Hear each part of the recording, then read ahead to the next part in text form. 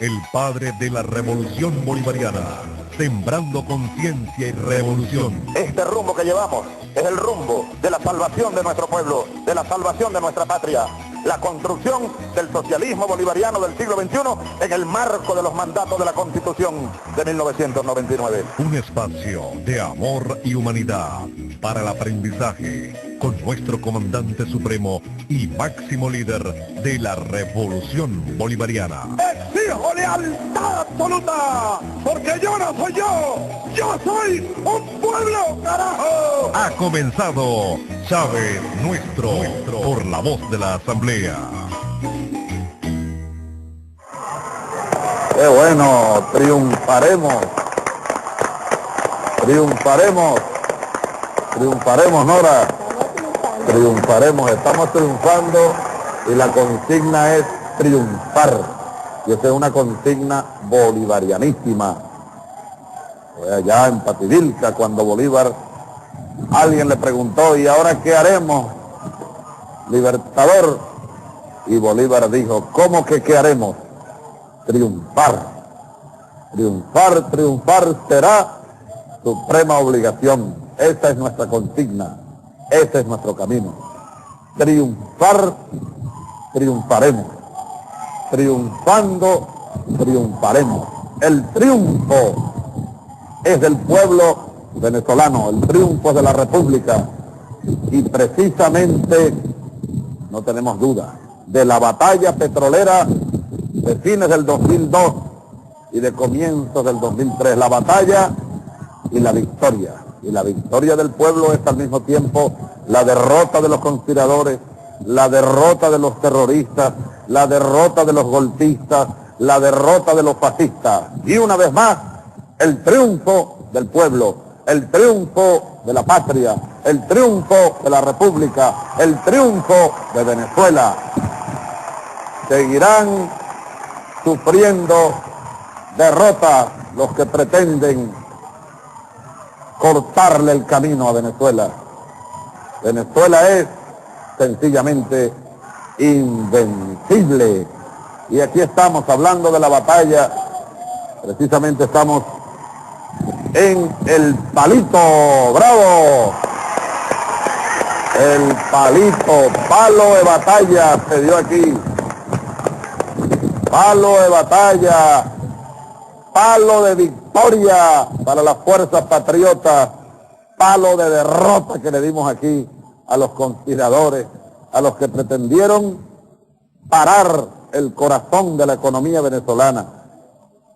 Fue en verdad una conspiración mortal. Se puede hacer, no una serie de películas, bien bueno para estos dramaturgos, ¿no? Y creadores, como Carlos Ospurua, por ejemplo, ¿no? Muchos. Yo conozco películas, aquí se pudieran hacer 100 películas. Solo de la batalla del Palito se pudiera hacer una película. Cómo trataron de destrozar la industria petrolera venezolana, el corazón de la economía venezolana, la fuente fundamental de ingresos del país. Hoy es 9 de febrero, ¿verdad? 9 de febrero. Desde el 2 de diciembre, los golpistas, conspiradores, petrogolpistas, petroterroristas, se pusieron de acuerdo. La ilegítima dirigencia de la CTV, porque eso hay que recordarlo. Eso hay que recordarlo. Esta dirigencia o pseudo dirigencia de la Confederación de Trabajadores de Venezuela es ilegítima. No ha sido elegida por los trabajadores. Fue un poco así como el presidente aquel Carmona, presidente entre comillas, por supuesto, que se autojuramentó. Igual pasó con esta ilegítima directiva de la CTV, y no solo ilegítima, ilegal, porque ya en el proceso electoral aquel para elegir al presidente de la CTV, hay que recordar que hubo varios candidatos, Uno de ellos fue Aristóbulo Istúriz. Esas elecciones, las primeras elecciones que se hicieron en Venezuela, que se han hecho, no hubo nunca antes, porque es un mandato constitucional, ¿verdad? Mandato constitucional, elegir los directivos de la confederación, de los sindicatos, pues, de todos los sindicatos, federaciones y confederaciones, porque aquí en Venezuela durante medio siglo que hubo fue, bueno, durante un siglo, el siglo XX, una dictadura sindical. ¿Quién elegía al presidente de la CTV? Lo imponían a dedo, adecos y copellanos, pero sobre todo los adecos. Las cúpulas adecas designaban a dedo, no eran los trabajadores los que elegían, nunca lo han elegido. Entonces, mandato constituyente, se abrió el proceso electoral para elegir a la directiva de la CTV. Ese proceso no concluyó. Bueno, hubo hasta violencia por allá en el Zulia, en Oriente, sobre todo donde las cúpulas ilegítimas del modelo de Punto Fijo manejaron y siguen manejando todavía algunos espacios. ¿Qué alboroto tienen esto? ¿Qué alboroto es ese? Llegó un saboteador. Ha llegado un saboteador del programa. Sí, enfóquenlo ahí, enfóquenlo, el saboteador. El general Acosta Carles, bienvenido. Bienvenido, pues ha llegado aquí al palito.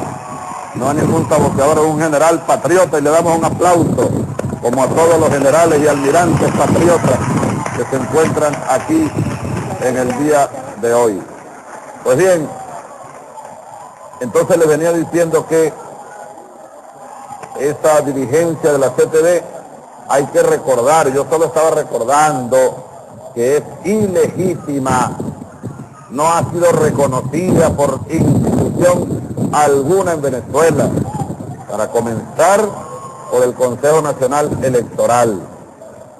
No, el Consejo Electoral en su momento dijo que no se podía concluir aquel proceso porque, entre otras cosas, más de la mitad de las actas desaparecieron.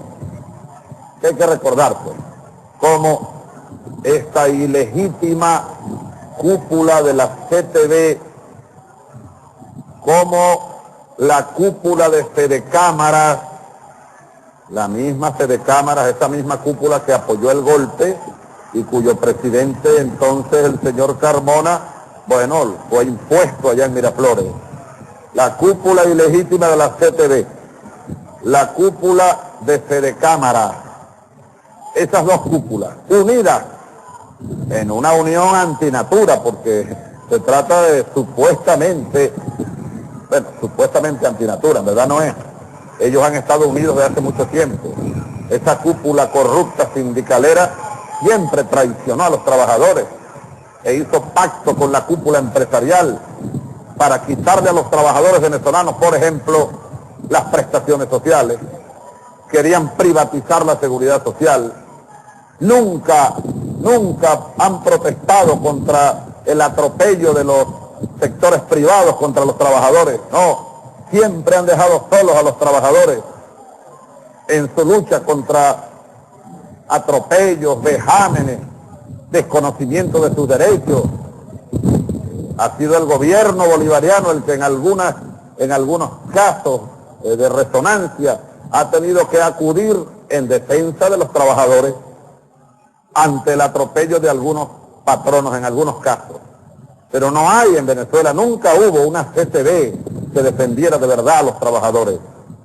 Así que se unieron la cúpula ilegítima de la CTV y la cúpula de Fedecámaras, cúpula golpista, sin duda alguna, la cúpula golpista de la CTV y la cúpula ilegítima y golpista de Fedecámaras. Y como no consiguieron entonces lo que en abril habían conseguido un grupo de generales y almirantes y un grupo de militares que se prestaron para el golpe de Estado militar, entonces en diciembre lanzaron un nuevo ataque, golpe de Estado petrolero. Un golpe de Estado petrolero. Ese era el eje central del ataque golpista que arrancó el 2 de diciembre. Así como el pueblo venezolano en menos de 48 horas barrió el golpe de Estado militar, que también tuvo otros componentes, hoy podemos decir que el golpe petrolero, mucho más complicado, por supuesto, mucho más complicado por el alcance en cuanto a la extensión territorial del golpe petrolero, la complejidad científico-técnica del golpe petrolero, la capacidad técnica de los golpistas. Hay que reconocer, por supuesto, si la mayoría de los golpistas petroleros, bueno, tienen PhD, la República se los pagó durante mucho tiempo, posgrados en el exterior, Venezuela gastó miles de millones de bolívares en ellos, así que son señores pues de un gran perfil científico y técnico, buena parte de ellos. El grado de conocimiento y control que tenían sobre el instrumento que estaban utilizando, en este caso, Petróleos de Venezuela. Eran los gerentes de todo el país. Aquí en el palito estaban los gerentes, los propios jefes, pues, con un gran conocimiento técnico y además un gran poder de presión sobre los trabajadores por la misma estructura vertical que siempre tuvo PDVSA, una estructura absolutamente vertical. El apoyo de factores políticos que tuvieron, como aquí en Carabobo, por ejemplo, hay que recordar que en el estado de Carabobo hay un gobernador que se prestó al golpe, hay un gobernador que se prestó al sabotaje, un gobernador saboteador que en vez de estar pendiente de que al pueblo de Carabobo no le falte la comida ni el combustible, se prestó para cerrarle al pueblo de Carabobo, para quitarle sus derechos, para sabotear Yagua, sabotear el Palito, sabotear las gandolas, además el apoyo de sectores políticos, además de eso, la complejidad de las operaciones petroleras, además de eso, la planificación detallada del golpe petrolero, fue una planificación detallada porque incluyó todo el sistema, desde los pozos petroleros, los patios, donde están los pozos, los patios de tanques, sabotearon desde los pozos, desde las torres petroleras,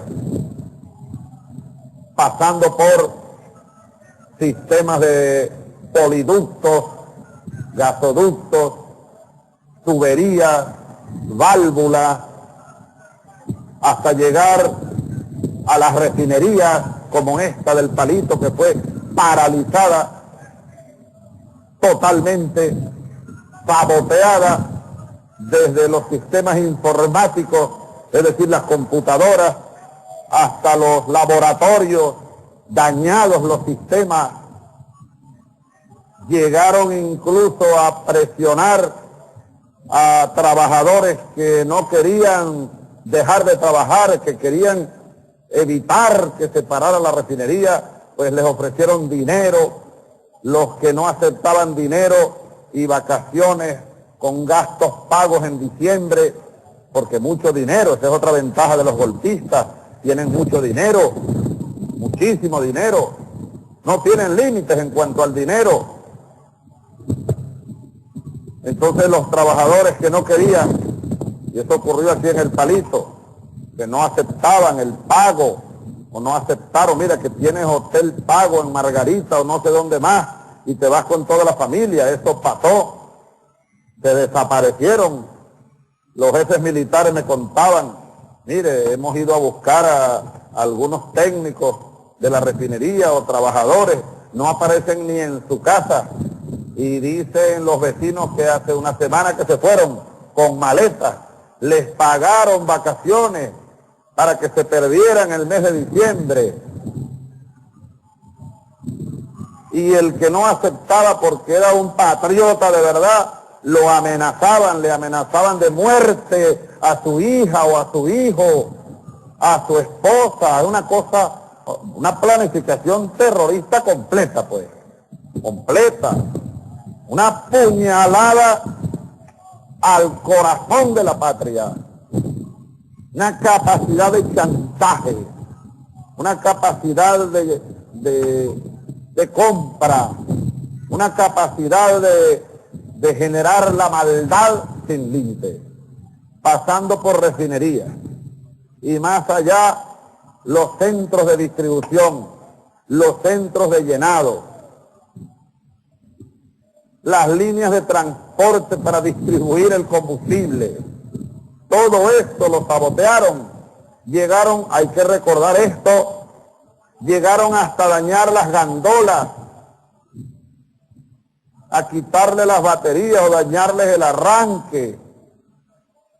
Luego los barcos los pararon ahí en el Caribe y nos hicieron un autobloqueo, sabotearon los muelles, dañaron remolcadores, amenazaron de muerte a los operadores de los remolcadores, a los capitanes de barco, algunos capitanes de barco. Bueno, ya están diciendo, bueno, yo paré mi barco porque si no me mataban.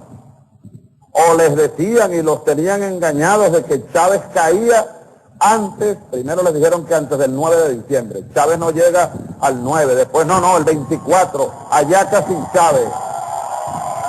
Ellos tenían, pero es que tenían eso, pero planificado, y ellos estaban convencidos, así como estaban convencidos en abril, de que ya yo estaba listo, nocao. Entonces ellos, sí, sacaron la cuenta, otra vez se equivocaron. Incluso por ahí, hoy escribe uno de los, por aquí estaba leyendo, veníamos leyendo en el helicóptero, uno de los ideólogos, de los intelectuales, que siempre estaban apoyando estos movimientos golpistas, antibolivarianos. Bueno, tienen que reconocerlo, pues, por más que no quieran, y escriben columnas todos los días y los fines de semana en los periódicos. Y entonces, dice uno de ellos, en el día de hoy, lo siguiente, voy a leer lo que escribe en el día de hoy, en un periódico, uno de los intelectuales antibolivarianos, que siempre ha estado asesorando a esos grupos. Voy a leo. La ilusión de una salida inmediata de Chávez desapareció. Chávez salió vivo de este round porque los errores cometidos favorecieron su estrategia, y termina de manera lapidaria. Se partió de un cálculo equivocado, que Chávez no aguantaría el paro. Bueno, aquí estamos, hoy es 9 de febrero y el paro no existió nunca. Los hemos demolido.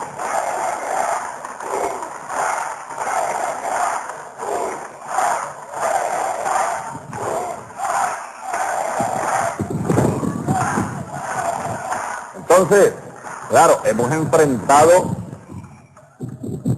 sin embargo, a pesar de que aquí estamos y hemos triunfado de nuevo en este round, como dice este caballero, y triunfaremos en todos los que vengan, pues, sin embargo, hay que reconocer que hemos enfrentado una conspiración mortal. Nos tiraron a sacar, pues, como dicen en criollo. Nos tiraron a sacar, porque ¿cuál era el plan? Que no hubiera gasolina, pues, que no hubiese gasolina, y por eso dañaron las gandolas, las refinerías, los llenaderos, los remolcadores para que no entrara ningún barco a Venezuela. Empezaron a escribir, a comunicarse por correo electrónico con casi todos los armadores son los dueños de los empresarios internacionales, dueños de, ¿cómo se llama?, de los barcos, armadores se llaman. Bueno, le mandaron a los armadores cartas, comunicaciones, todavía, bueno, asumiendo que era PDVSA. Aquellos señores en Grecia o en Estados Unidos o en Japón o en Italia o donde fuere, les llegaba una comunicación de PDVSA. Ellos no iban a saber que estos señores eran los golpistas, porque estaban asumiendo todavía que eran los directivos de PDVSA y salían a los medios hablando como directivos de PDVSA. Todo un manejo, pero absoluto de la empresa. Ahora, ¿qué ocurre? Esta conspiración, venía diciendo, abarcó hasta allá.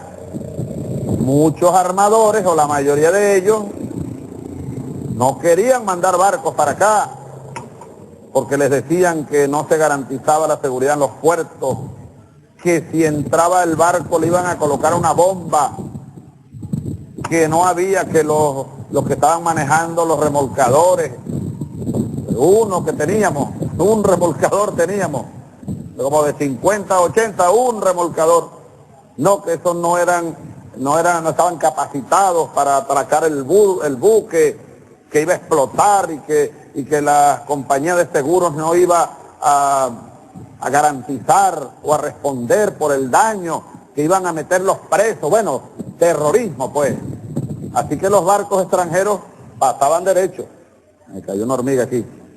Los barcos extranjeros, una hormiga punta ojo, los barcos pasaban derecho, no se paraban, ni que les pagáramos por adelantado, mire que le vamos a pagar por adelantado, no. Además, tampoco teníamos el manejo de la finanza,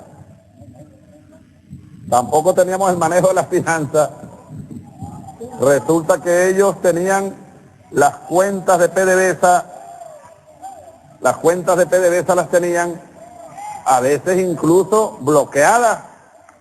No teníamos ni el dinero para pagar, o sea, una conspiración casi perfecta.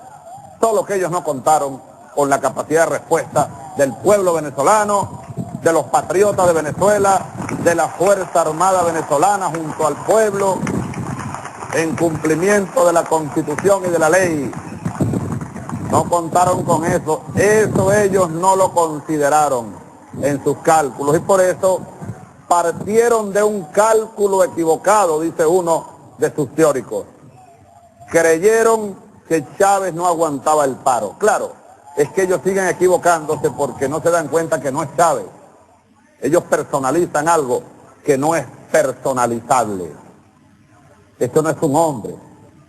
Aquí lo que hay es un pueblo con dignidad.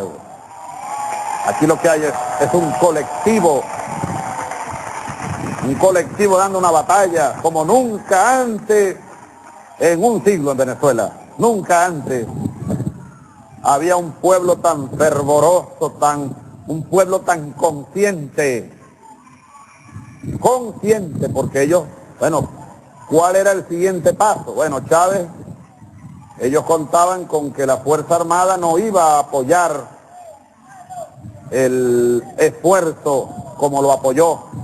Contaba con que algún sector militar se iba a unir a los golpistas de Altamira para exigirle a Chávez que renunciara, o ellos contaban con que como la población se iba a quedar sin gasolina, iba a haber un caos en la calle, iba a haber violencia en la calle, o ellos contaban con que como claro, al quedarse sin gasolina, se para el transporte.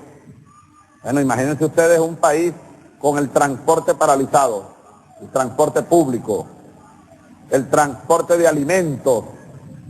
Ahora, cuando se dieron cuenta que no pudieron parar el transporte y el abastecimiento de combustible, a las primeras de cambio tenían otra carta y la jugaron también.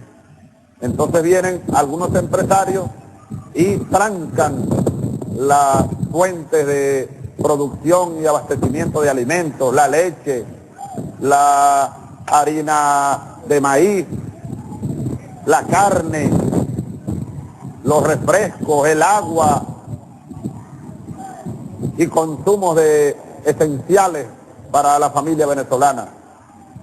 Y luego, cuando vieron que eso tampoco les funcionó plenamente, jugaron otras cartas, los bancos, y empezaron a cerrar bancos o a restringir el horario de atención al público. Es decir, por eso es que dije hace rato, nos tiraron a sacarnos. Pero aquí estamos hoy más fortalecidos que ayer. Hemos derrotado al golpe petrolero, económico, fascista y terrorista. Y yo por esto desde el Palito quiero felicitar y reconocer el esfuerzo de los miles de trabajadores, de trabajadoras, por haber resistido, haber contraatacado, haber recuperado y haber triunfado. Felicitaciones a los triunfadores de Venezuela, trabajadores y trabajadoras, técnicos y gerentes, soldados, comandantes y generales y almirantes, la unión del país. Esto es una demostración de aquello que decir, de la verdad, de la gran verdad, de aquella expresión bolivariana de Simón Bolívar. Solo la unión nos falta para completar la obra de nuestra regeneración. O en otra ocasión dijo, unámonos y seremos invencibles. Pues aquí se ha demostrado. Unidos seremos siempre invencibles. Unión, unión, unión. Esa es la divisa de la Venezuela de hoy. Pues felicitamos a todos.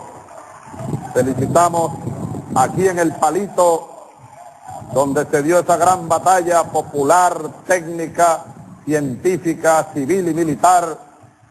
Una gran batalla victoriosa. Saludamos a Asdrúbal Chávez, gerente general de la refinería El Palito, y a todo su equipo directivo, Oscar Flores, gerente de operaciones, Moisés Bermúdez, gerente de recursos humanos, Teófilo Hernández, gerente técnico, Manuel Medina, gerente de mantenimiento. Vamos a darle un saludo a los gerentes y a todos los trabajadores, empleados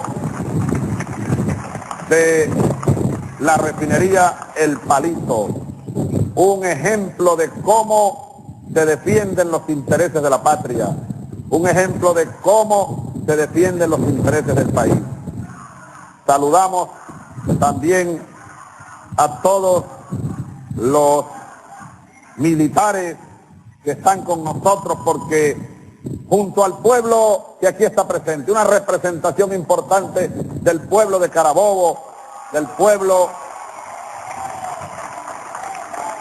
venezolano, ese pueblo que ha resistido y que hoy está más fortalecido y tiene más poder que nunca antes porque tiene conciencia, y la primera de las fuerzas es la conciencia, la moral y la mística. Bendito sea pueblo venezolano por esa conciencia suprema que tiene. Además del pueblo, los gerentes patriotas. Aquí había unos gerentes golpistas, todos se fueron y no volverán. No volverán.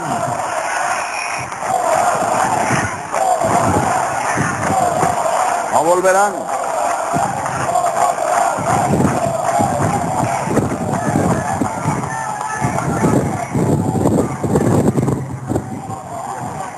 Nosotros no sentimos, pero ni así, ni una chispa de derrota. No, lo asumimos, bueno, como una batalla más, en la que estábamos ya,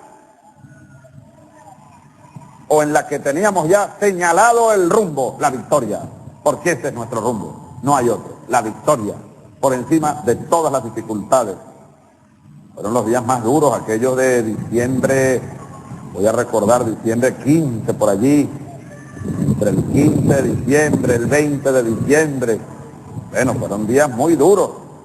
La batalla se intensificó, el ataque, porque nosotros estábamos en defensa, pues.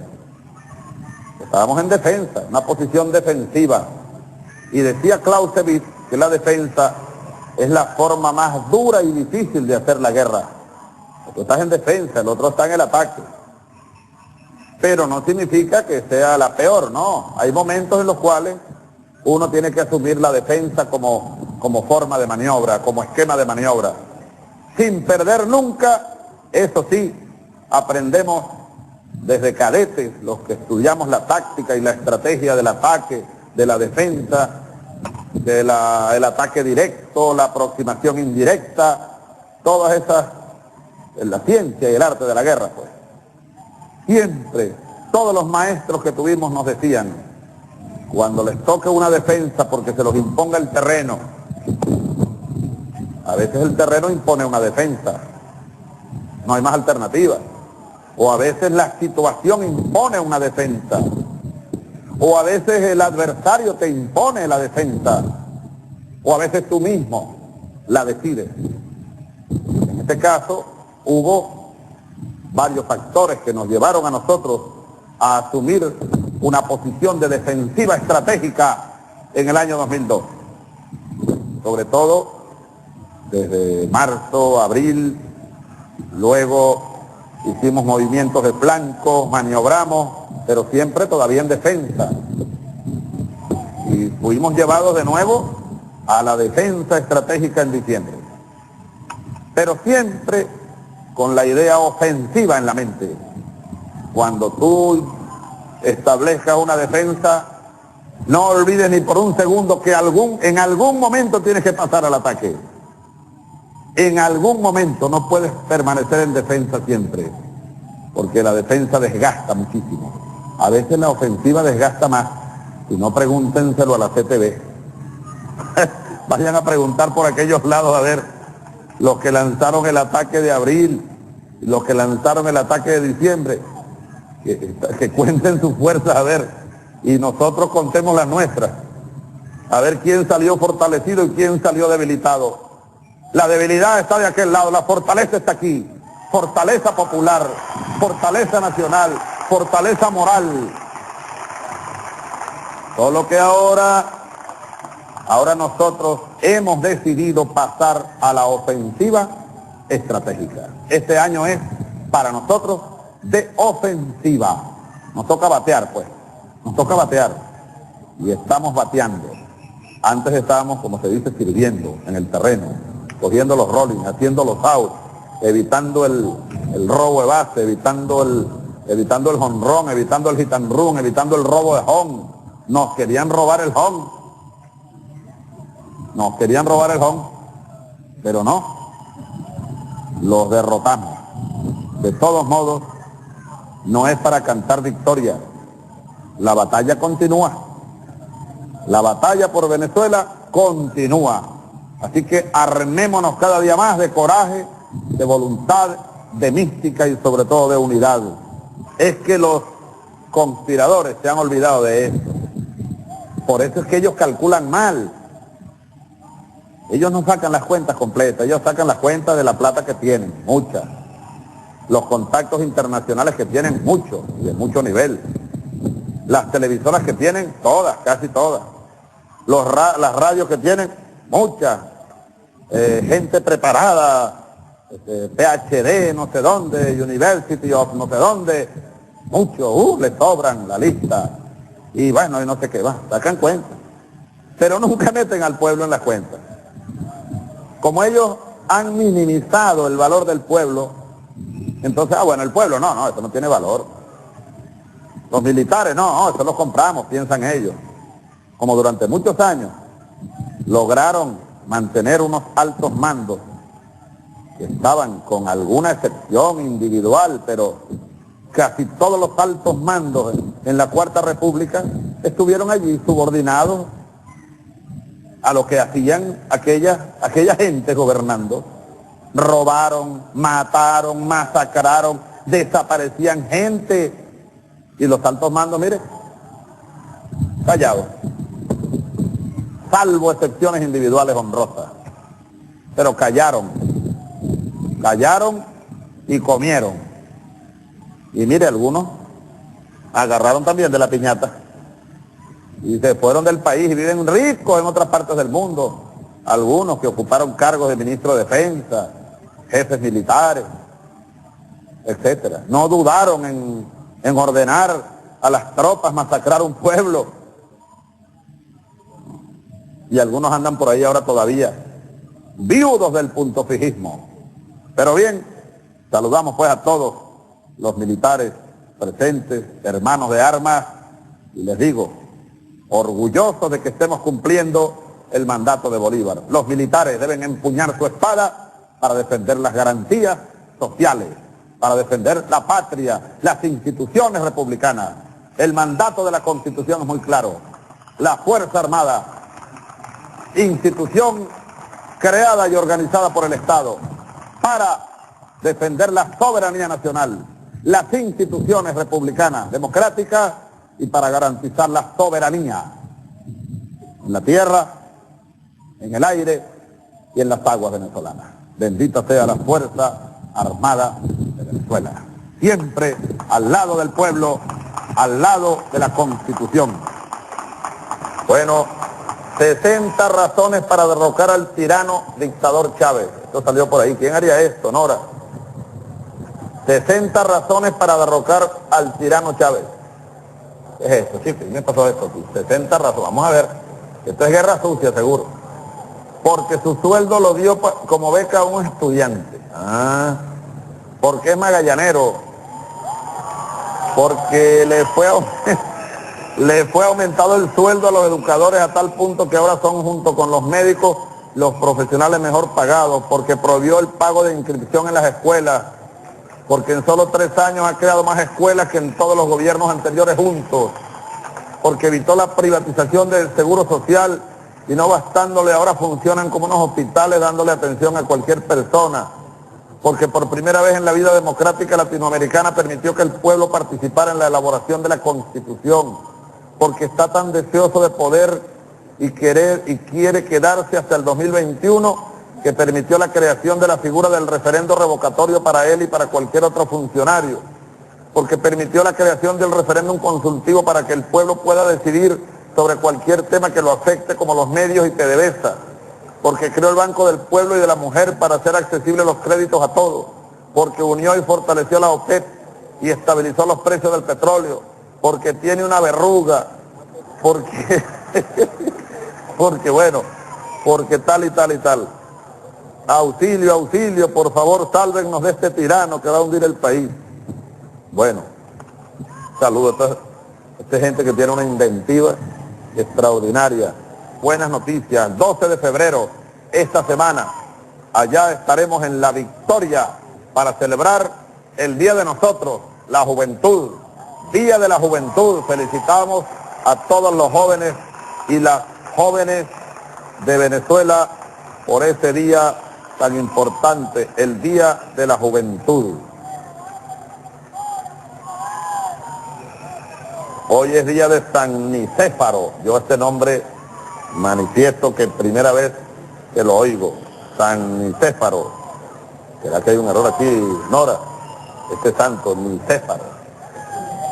¿Tú has oído ese nombre antes? San Nicéfaro. Nos estamos despidiendo. Nos estamos despidiendo desde el Palito, zona de victoria patriótica para toda Venezuela, este programa extraordinario. Aló, presidente.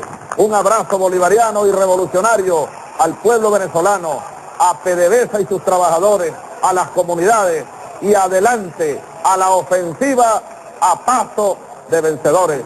Hasta el próximo domingo. Hasta la vista, hermanas y hermanos.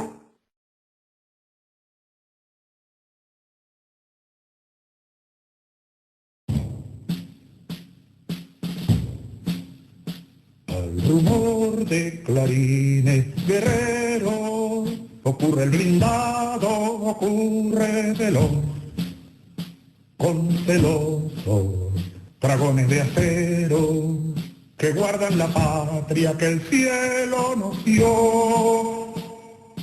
Patria, patria, patria querida, tuyo es mi cielo, tuyo es mi sol. Patria, patria, tuya es mi vida, tuya es mi alma, tuya es mi alma. teniendo patria, patria para siempre, patria para nuestros hijos, patria para nuestras hijas, patria, patria, la patria. Unidad, lucha, batalla y victoria.